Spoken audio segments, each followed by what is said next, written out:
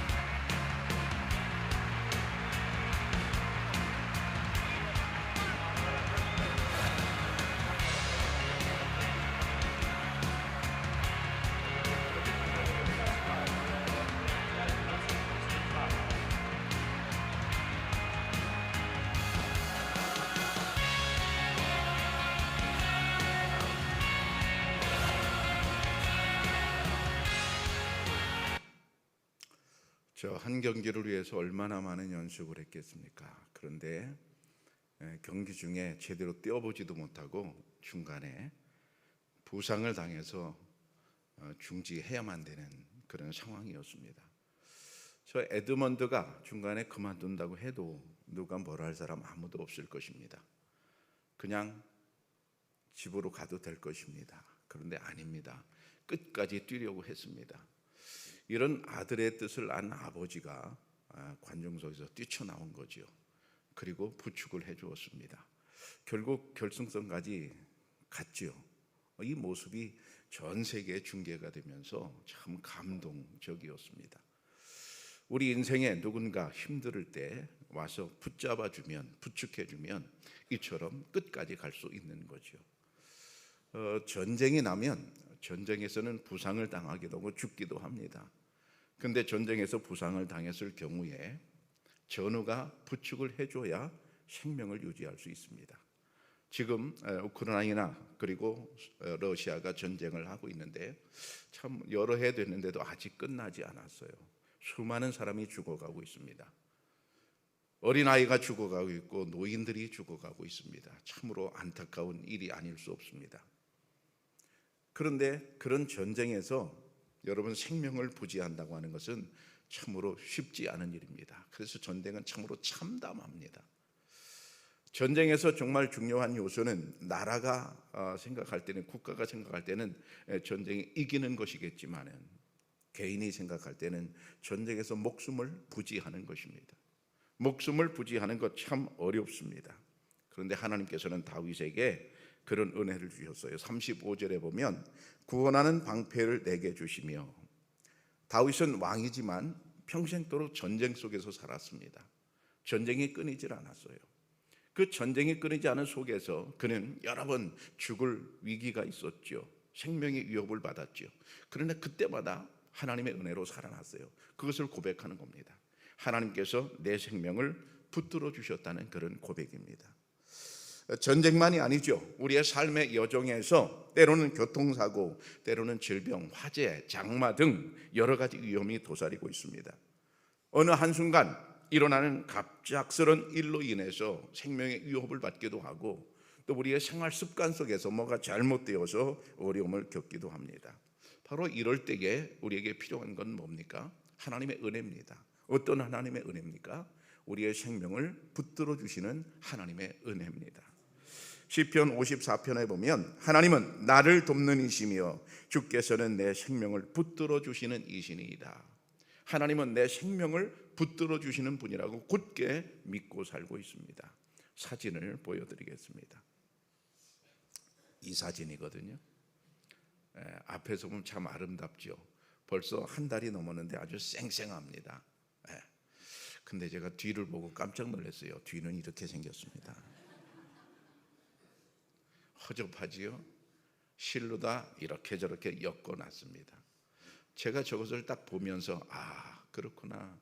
내가 살고 내가 아름답게 보이는 것은 하나님이 나를 붙들어 주셔서 내가 살고 있구나 하는 것을 느낍니다. 내 생명 내가 지킬 수가 없습니다. 왜냐하면 내 생명의 주인이 내가 아니기 때문입니다.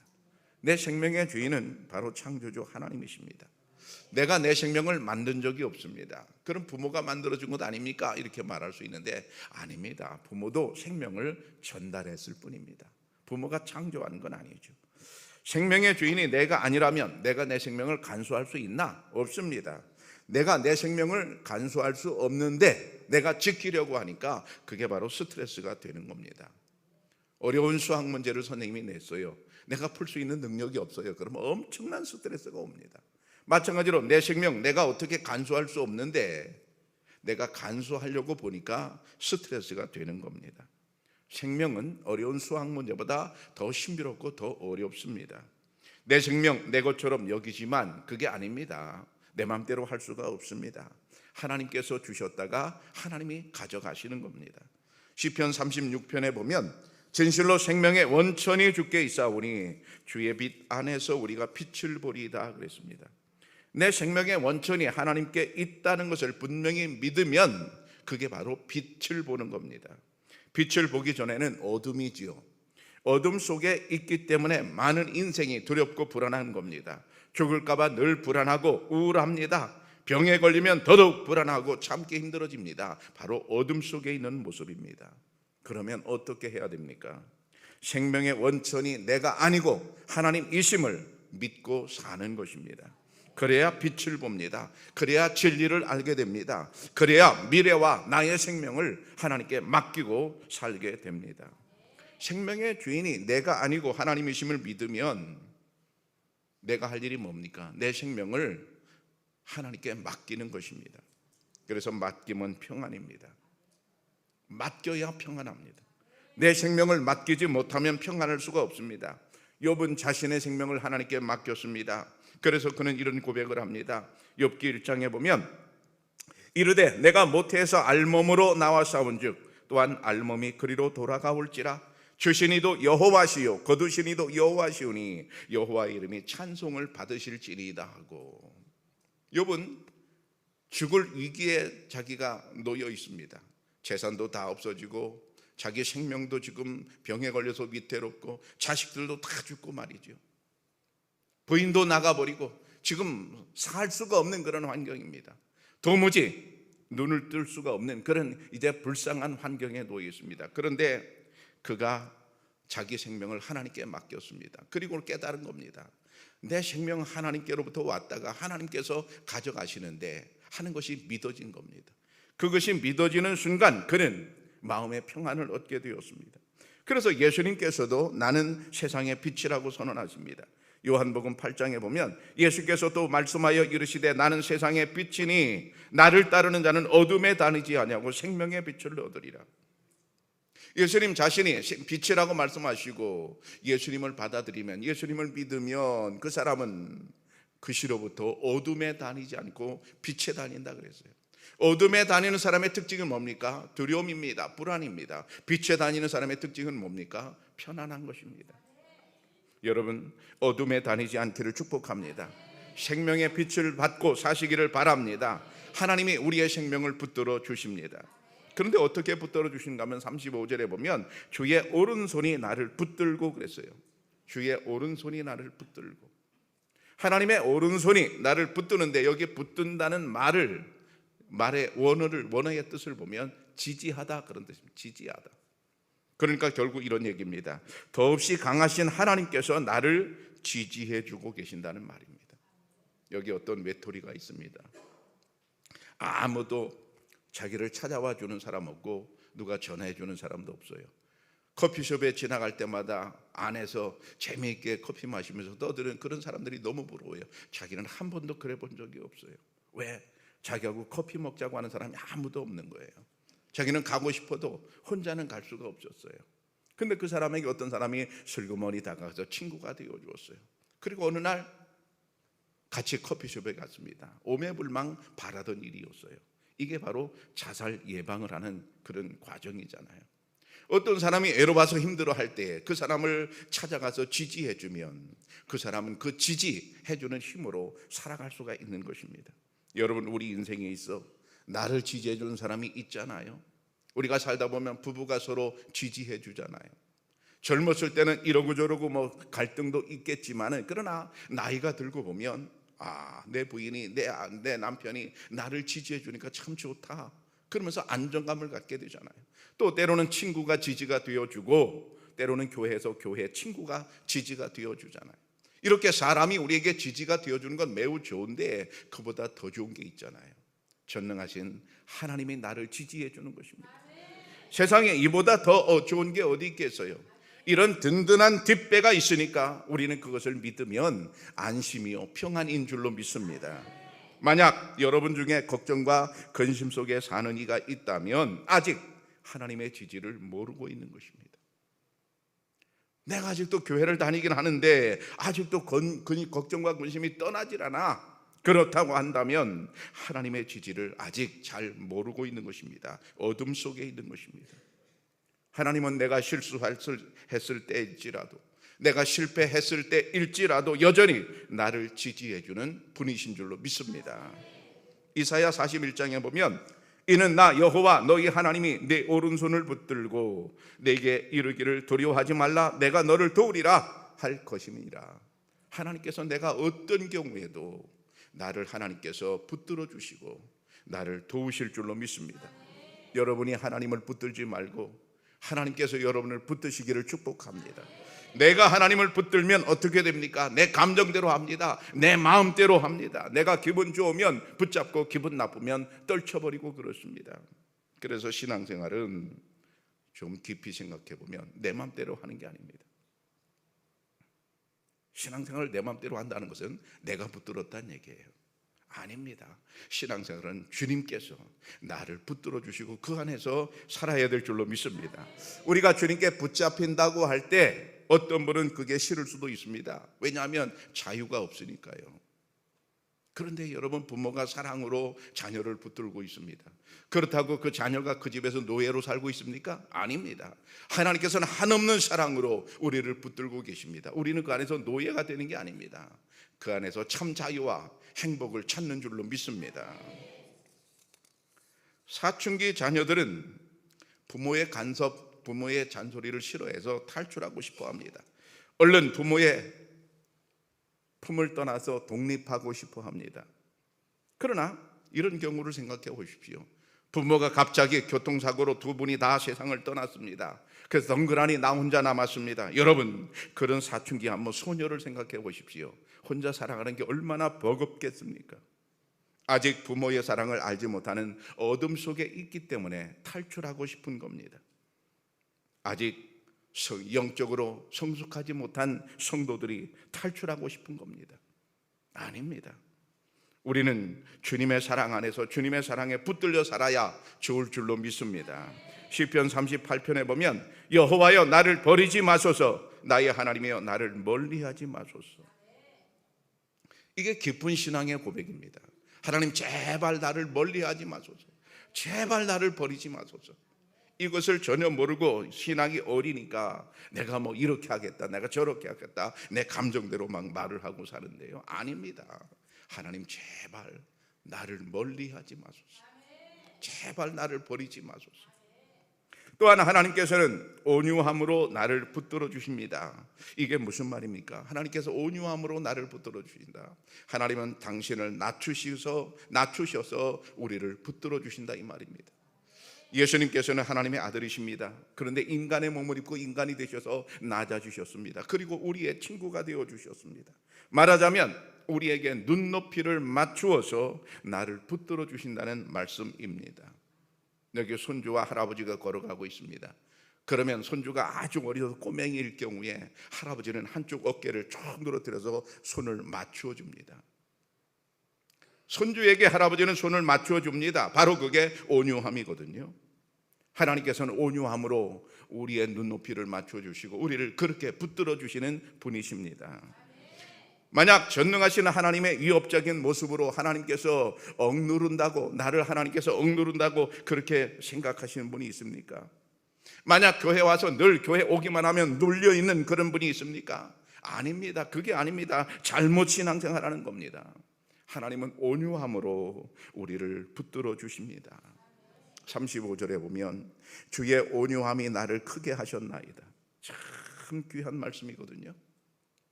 하나님의 온유함이 나를 크게 했다. 나를 크게 했다. 이게 무슨 말인가요? 하나님의 온유함을 맛보게 되면 내가 작아지고 쫄아지는 게 아니라는 말입니다. 내가 크게 된다는 말입니다. 여러분, 손주 손녀들이 가장 크게 되는 시간이 언제입니까? 할아버지 집에 왔을 때입니다. 지네 집에서는 부모한테 혼나거든요. 그러니까 마음대로 못해요. 자유롭기는 하지만 마음대로 못해요. 근데 할아버지 집에 오면 어떻습니까? 지 맘대로 해요. 막 오버해요. 왜? 할아버지가 다 막아주니까. 이게 온유함이거든요. 그런데 이외에 반대도 있어요. 이외에 반대도 있어요. 그대 앞에만 서면 내가 작아질 때도 있어요. 저 사람은 너무 훌륭해. 저 사람은 너무 깐깐해. 그 사람 앞에만 딱 서면 내가 작아져. 그러면 둘 중에 하나님은 어떤 분으로 여러분이 알고 있습니까? 하나님 앞에만 서면 내가 작아집니까? 잘못 믿는 겁니다. 하나님은 온유함으로 나를 붙들고 계십니다. 할아버지보다 훨씬 큰 사랑과 자비하심으로 나를 바라보고 계시는데 그 앞에 우리가 기가 죽을 이유가 뭐가 있습니까? 그래서 온유함으로 나를 붙들고 계시니까 어떻게 된다고요? 내가 커진다 그랬어요. 내가 커진다는 말은 뭡니까? 내가 편안하게 된다는 말이고 내가 당당하게 된다는 말입니다. 여러분, 하나님께서는 우리를 위대하게 만드시는 분인 줄로 믿습니다. 하나님 우리를 편안하게 만드는 분인 줄로 믿습니다.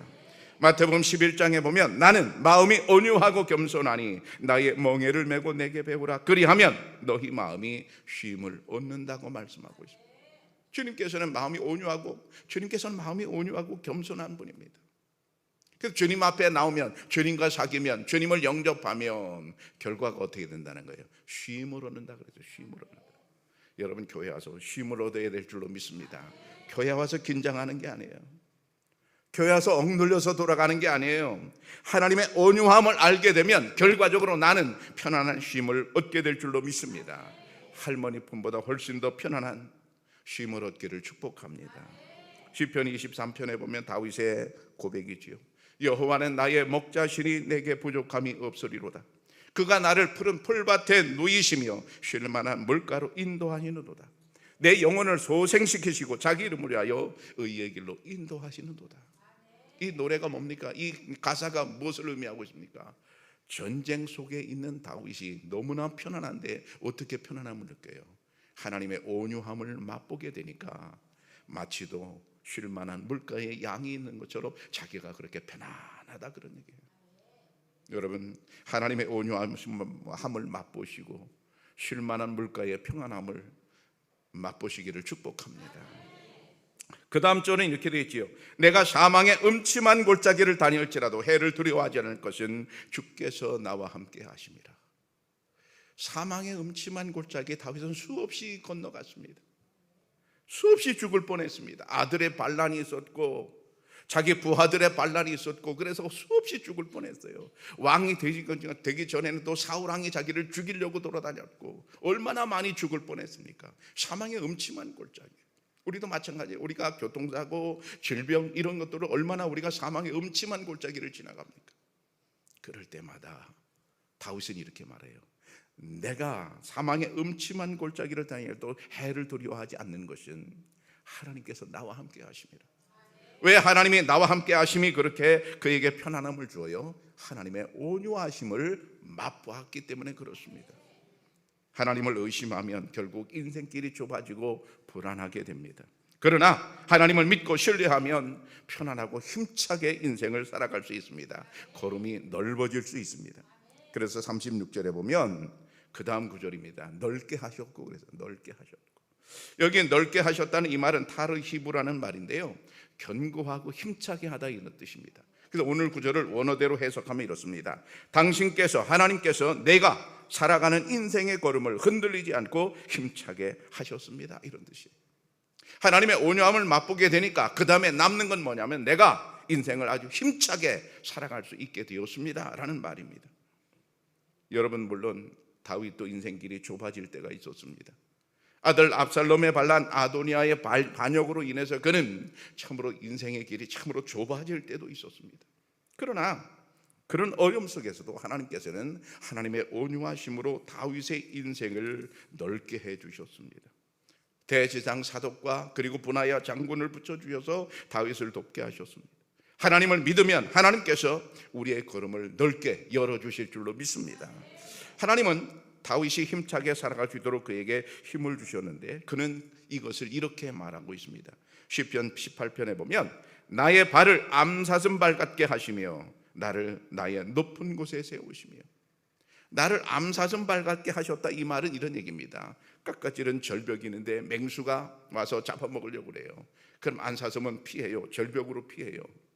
그 맹수가 절벽으로 올 수가 없어요. 떨어지면 그냥 죽으니까요. 근데 그 절벽에 암사슴이 발을 딱 디디고 서 있는데 끄떡하잖아요. 발목에 힘이 얼마나 오는지 끄떡하잖아요. 그런 장면을 볼 때마다 저는 엉덩이가 실룩실룩해. 내가 떨어질 것 같아서. 아주 위험하거든요. 그런데 암사슴은 표정 하나 안 변해. 그냥 발이 끄떡없이 딱 딛고 있어요. 바로 이겁니다. 우리가 어떤 위기에 있을 때 하나님께서는 내 마음을, 내 발을 힘있게 딱 고정시켜 주셔서 여러분 흔들리지 않고 끄떡하지 않고 그 위기를 넘어가게 하실 줄로 믿습니다. 또 그 다음 구절에 보면 이렇게 되어 있어요. 이 하나님이 힘으로 내게 띠띠우시며 내 길을 완전하게 하시며, 새 번역에 보면 하나님께서 나에게 용기를 북돋워 주시며 하나님께서 나의 길을 안전하게 지켜주신다. 하나님께서 나에게 용기를 북돋워 주신다. 여러분, 하나님께서 여러분에게 용기를 북돋워 주시면 세상에 그보다 더 큰 격려가 어디 있겠습니까? 예배에 나와서 하나님의 은혜와 하나님의 격려를 받고 사시기를 축복합니다. 지난주 금요일 새벽에 우리 교회 1층 여기 바로 아래 거기 1층 예배실에서 새벽 기도를 하는데 인원이 57명이 왔어요. 특별 기도회가 아니거든요. 그냥 평상시 그냥 평범한 기도예요. 무지하게 많이 나온 거예요. 제가 깜짝 놀랐어요. 왜 이렇게 많이 왔나? 그래서 제가 숫자를 세보라고 그랬죠. 사무실에 세보라고 그랬어요. 세봤더니 CCTV로 딱 찍히잖아요. 다 세봤더니 57명. 근데 더 놀라운 것은 5시에 경건회가 시작되고 5시 20분에 경건회가 딱 끝나요. 그리고 개인 기도에 들어가거든요. 5시 45분에 제가 숫자를 세봤어요. 34명. 그때까지도 34명. 6시 20분에 음악이 꺼지고 새벽 예배가 맞춰지거든요. 6시 20분에 제가 세봤어요. 12명. 12분이나 남아서 기도를 하고 있는 거예요. 그 중에 반은 자고 있고. 그런데 제가 그걸 보면서 담임 목사로서 가만히 생각해 봤어요. 더 늘어나면 안 되겠다. 앉을 자리가 없다. 그러면 그분들이 피곤한데 왜 나와요? 거기 피곤하지 않은 사람 하나도 없을 거예요. 전부 피곤하실 거예요. 피곤한데 왜 그렇게 나와요? 예배 나와서 하나님께 기도하면 하나님이 격려해 주시는 게 깨달아지거든요. 하나님의 격려를 받게 되거든요. 그게 좋으니까 자꾸 나오는 거예요. 여러분, 세상 사람의 격려를 기다리지 말고 하나님의 격려를 받으시기를 바랍니다. 사람에 매이지 말기를 바랍니다. 환경에 매이지 말기를 바랍니다. 전능하신 하나님 앞에 나와 힘을 얻기를 바랍니다. 술에 의지해야 될 것이 아닙니다. 마약에 의지해야 될 것이 아닙니다. 유튜브에 의존할 것도 아닙니다. 선하신 하나님께 나와 하나님의 선하심을 맛보시기를 바랍니다. 그러면 어떻게 됩니까? 나의 발걸음이 넓어진다 이 말입니다. 마지막으로 36절에 보면 나를 실족하지 않게 하셨나이다.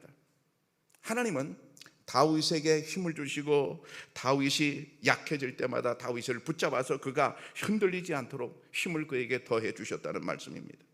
나이가 들면 발목의 근육이 약해져서 쉽게 넘어집니다. 그리고 쉽게 흔들립니다. 필요한 게 뭘까요? 다리에 힘을 얻는 건데 그 전에 있어야 될 게 있어요. 발목이 좀 유연해져야 됩니다. 우리가 힘이 없기도 하지만 늙어지면 발목이 너무 뻣뻣해진다는 거예요. 그래서 이게 작동을 잘 못한다는 거예요. 그래서 나이가 들면 발목을 자꾸 이제 흔들어주고 스트레칭을 해줘야 된다는 거예요. 다시 말하면 굳어진 근육을 풀어서 부드럽게 만들어줘야 한다는 겁니다. 신앙이 너무 굳어 있으면 풀어줘야 합니다. 내 신앙을 부드럽게 만들어줘야 됩니다. 하나님의 은혜를 받아 부드러워지기를 바랍니다. 예배 시간에 은혜를 받는 건 매우 좋은데 왜 매우 좋은가 하면 하나님의 온유하심을 내가 맛보기 때문입니다. 하나님의 온유함을 내가 맛보면 그의 영혼은 부드러워집니다. 그의 신앙은 부드러워집니다. 즐겁고 기쁘게 됩니다. 이유가 없습니다. 그냥 즐거워집니다. 그렇게 되면 어떤 일이 벌어집니까? 실족하지 않게 됩니다. 실족하지 않고 발걸음이 넓어지기를 축복합니다. 사랑하는 청양교회 성도 여러분, 지금 우리가 살고 있는 것은 하나님께서 내 생명을 붙들어 주셨기 때문입니다. 하나님의 온유함으로 우리를 붙들어 주고 계십니다. 하나님은 우리 눈에 잘 보이지 않지만 하나님께서 우리를 붙들어 주고 계시다는 사실이 믿어지기를 바랍니다. 하나님의 손길을 믿고 당당하고 아름답게 살아가시기를 축복합니다.